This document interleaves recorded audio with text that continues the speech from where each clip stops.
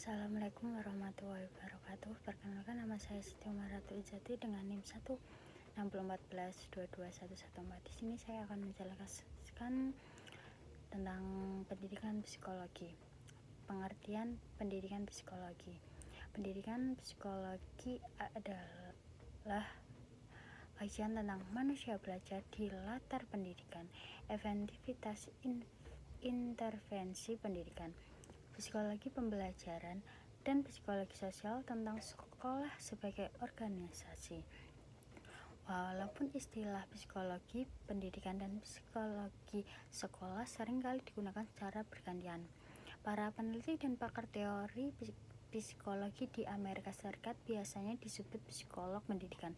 Sementara itu para praktisi di sekolah atau dinamakan psikolog sekolah. Di Inggris, istilah pakar dan praktisi tersebut tidak dibedakan dan keduanya disebut dengan psikolog pendidikan. Psikolog pendidikan selalu berkaitan dengan bagaimana peserta didik itu belajar dan berkembang, dan kadang-kadang kajiannya terfokus pada anak-anak yang berbakat dan anak-anak yang mengalami hambatan belajar. Psikologi pendidikan juga dapat dipandang sebagai psikologi belajar dan mengajar karena para pakar psikolog pendidikan banyak meluangkan waktunya untuk mengkaji, mendeskripsikan, dan memperbaiki kegiatan belajar mengajar. Selanjutnya, peranan psikologi pendidikan. Manfaat psikologi pendidikan dapat ditunjukkan dalam 4 komponen pokok dalam pendidikan. Dalam proses pendidikan, yaitu tujuan pembelajaran, karakteristik peserta didik, proses pembelajaran, strategi pembelajaran, dan evaluasi pembelajaran. 1. Tujuan pendidikan. Sebelum pendidikan dalam menyelenggarakan pembelajaran, komponen pertama yang diperkirakan adalah mengenai tujuan yang akan dicapai oleh peserta didik. Peran pendidik dalam hal ini adalah membantu peserta didik untuk mencapai pembelajaran tersebut. Psikologi pendidikan memberikan kontribusi penting dalam memecahkan masalah yang dihadapi oleh pendidik dalam merumuskan tujuan pembelajaran. Psikologi pendidikan memberikan bimbingan tentang cara-cara merumuskan tujuan pembelajaran. Para pakar psikologi pendidikan menyatakan bahwa tujuan pembelajaran hendaknya menyatakan apa yang peserta didik mampu lakukan dan apa yang akan peserta didik itu lakukan jika mereka diberi kesempatan. 2. Karakteristik peserta didik.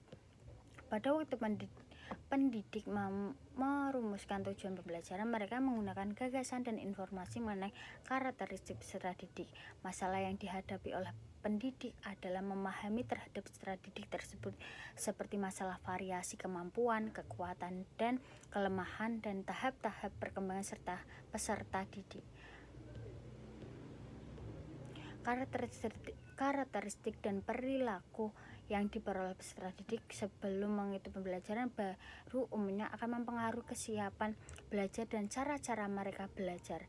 Dan memperhatikan pengaruh itu, psikologi pendidik memberikan kontribusi dengan cara membantu pendidik memperhatikan karakteristik dan perilaku peserta didik sebelum pembelajaran dimulai.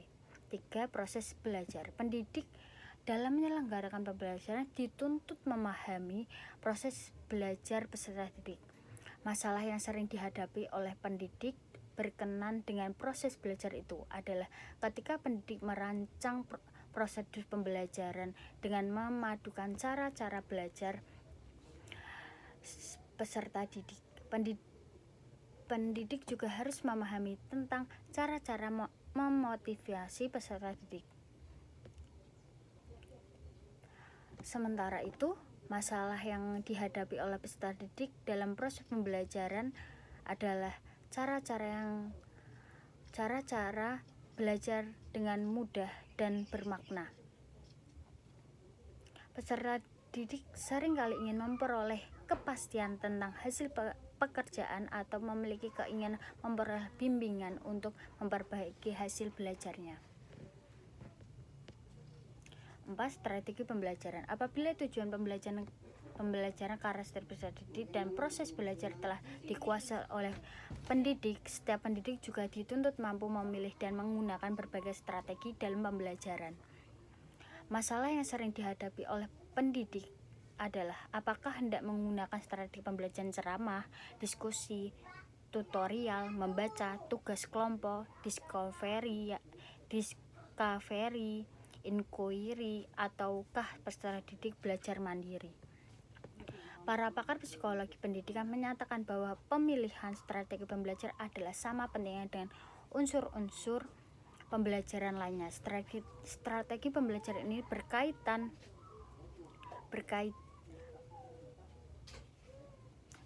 dengan prosedur membantu peserta didik bergerak dari kegiatan pendahuluan ke kegiatan inti dan kegiatan penutup dalam setiap pembelajaran sehingga peserta didik mencapai tujuan pembelajaran. 5. Evaluasi pembelajaran. Dalam proses pembelajaran, pendidik dituntut mampu melakukan penilaian terhadap kegiatan belajar atau perolehan hasil belajar yang dicapai oleh peserta didik. Masalah yang dihadapi oleh peserta didik adalah merancang prosedur untuk mengetahui peristiwa belajar yang dialami oleh peserta didik. Sementara itu, masalah yang dihadapi oleh peserta didik adalah cara yang harus dilakukan untuk lulus ujian dan memperoleh nilai baik. Selanjutnya, pendidik sebagai agen pembelajaran. Satu, hakikat pendidikan profesional. Banyak orang menganggap bahwa pendidik yang baik adalah yang memiliki rasa humor tinggi, berkepribadian hangat, dan peduli kepada peserta didik. Sebagai lain beranggapan bahwa pendidik yang baik itu pendidik yang bekerja keras dan memiliki disiplin tinggi. Sebagian lainnya ada juga yang berpandangan bahwa pendidik yang baik yaitu pendidik yang suka belajar dan memiliki kemampuan berkomunikasi secara efektif. Pada dasarnya pandangan tersebut tidak salah, namun juga tidak seluruhnya benar, karena pendidik yang baik harus memiliki persyaratan akademik dan kompetensi tertentu. Pendidik merupakan jabatan profesional dan memberikan layanan yang menuntut persyaratan kemampuannya secara akademik dan pedagogis maupun secara profesional dapat diterima oleh pihak di mana pendidik bertugas, baik penerimaan jasa layanan secara langsung maupun pihak lain terhadap siapa pendidik bertanggung jawab. Pendidik sebagai penyandang jabatan profesional harus disiapkan melalui program pendidikan yang relatif panjang dan dirancang berdasarkan standar kompetensi pendidik. Oleh karena itu, diperlukan waktu dan keahlian untuk membekali para lulusan dengan kompetensi, yaitu penguasaan bidang studi, landasan keilmuan dari kegiatan pendidik maupun strategi penerapannya secara profesional di lapangan.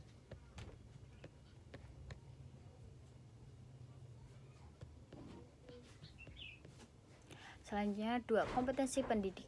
Peraturan Pemerintah Nomor 19 Tahun 2005 tentang Standar Nasional dan Undang-Undang Nomor 14 Tahun 2005 tentang guru dan dosen menyatakan bahwa pendidik wajib memiliki kualifikasi akademik, kompetensi, sertifikat pendidik sehat jasmani dan rohani, serta memiliki kemampuan untuk mewujudkan tujuan pendidikan nasional. Kualifikasi akademik tersebut diperoleh melalui pendidikan tinggi, program sarjana atau program diploma 4. Kemudian kompetensi pendidik yang dimaksud yaitu meliputi kompetensi pedagogi, kompetensi kepribadian, kompetensi sosial, dan kompetensi profesional yang diperoleh melalui pendidikan profesi. Kompetensi pedagogi adalah kemampuan pengelolaan pembelajaran peserta didik yang meliputi pemahaman terhadap peserta didik, perancangan dan pelaksanaan pembelajaran, evaluasi hasil belajar, dan pengembangan peserta didik untuk mengaktualisasikan berbagai potensi yang dimilikinya.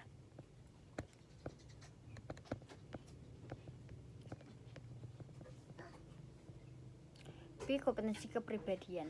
Kompetensi kepribadian merupakan kemampuan yang berkaitan dalam performa pribadi seorang pendidik seperti kepribadian mantap, stabil, dewasa, aktif, berwibawa, menjadi teladan bagi peserta didik, dan berakhlak mulia. C. Kompetensi profesional. Kompetensi profesional merupakan kemampuan penguasaan materi pembelajaran secara luas dan mendalam yang memungkinkan pembimbing peserta didik memenuhi standar kompetensi yang ditetapkan dalam standar nasional. Kompetensi nasional. Kompetensi sosial. Kompetensi sosial merupakan kemampuan berkomunikasi dan bergaul secara efektif dengan peserta didik, sesama pendidik, tenaga kependidikan, orang tua atau wali peserta didik, dan masyarakat sekitar.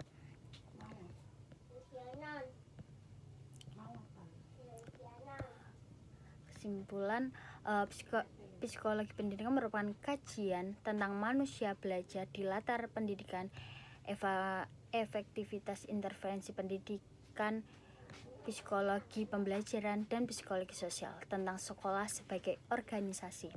Manfaat psikologi pendidikan dapat ditunjukkan dalam 4 komponen pokok dalam proses pembelajaran, yaitu tujuan pembelajaran, karakteristik peserta didik, proses belajar, strategi pembelajaran, evaluasi pembelajaran. Pendidik wajib memiliki kualifikasi akademik, kompetensi, sertifikat pendidik sehat jasmani dan rohani, serta memiliki kemampuan untuk mewujudkan tujuan pendidikan nasional. Kualifikasi akademik tersebut diperoleh melalui pendidikan tinggi, program sarjana, atau program diploma. Terima kasih, sekian yang dapat saya sampaikan. Kurang lebihnya mohon maaf. Wassalamualaikum warahmatullahi wabarakatuh.